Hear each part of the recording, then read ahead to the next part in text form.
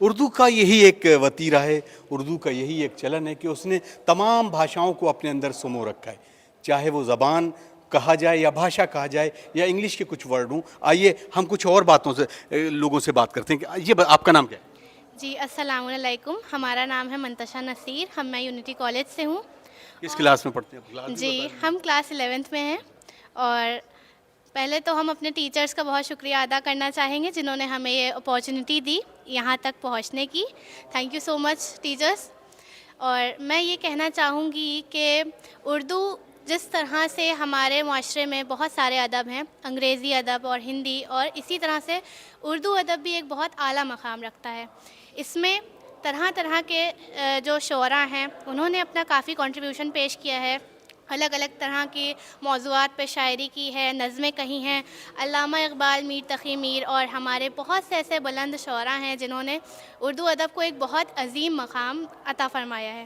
تو میں یہ کہنا چاہوں گی کہ ہر کسی کو چاہیے کہ اردو کو ایک معیار پہ پہنچانے کے لیے، ویسے اس کا خود کا ایک بہت اعلیٰ معیار ہے، لیکن روز مرہ کی آج کل دیکھا ہے دار فانی میں کہ اردو کا استعمال کافی کم ہو گیا ہے۔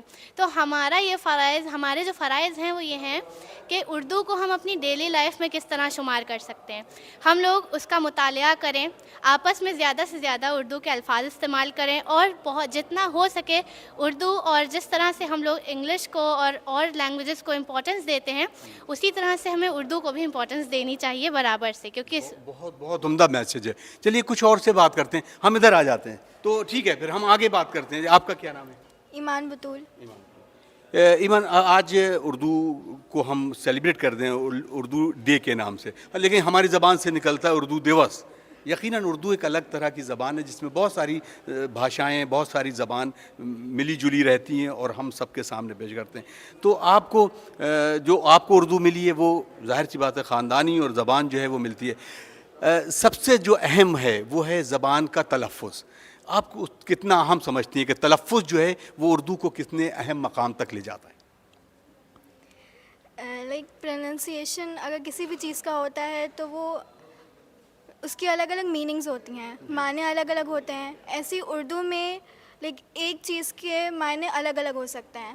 تو اگر ہم کچھ اور بولنا چاہ رہے ہیں، ہمیں پتہ ہے ہم کیا بولنا چاہ رہے ہیں، لیکن اگر اس کا ہم نے پروننسیشن صحیح نہیں کیا تو اس کے معنی چینج ہو سکتے ہیں، جس کی وجہ سے لائک ہم جو بھی بولنا چاہ رہے ہیں اس کا پورا مطلب بدل سکتا ہے۔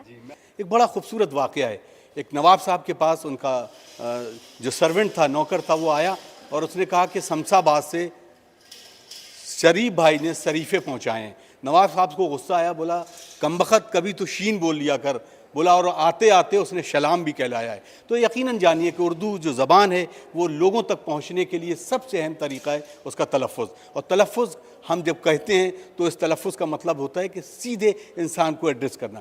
تو ہم پھر کچھ اور لوگوں سے بات کرتے ہیں جو ہمارے ساتھ اس وقت یونٹی کے یہاں پر طالبات ہیں، ان سے بھی بات کرتے ہیں۔ آپ کا کیا نام ہے؟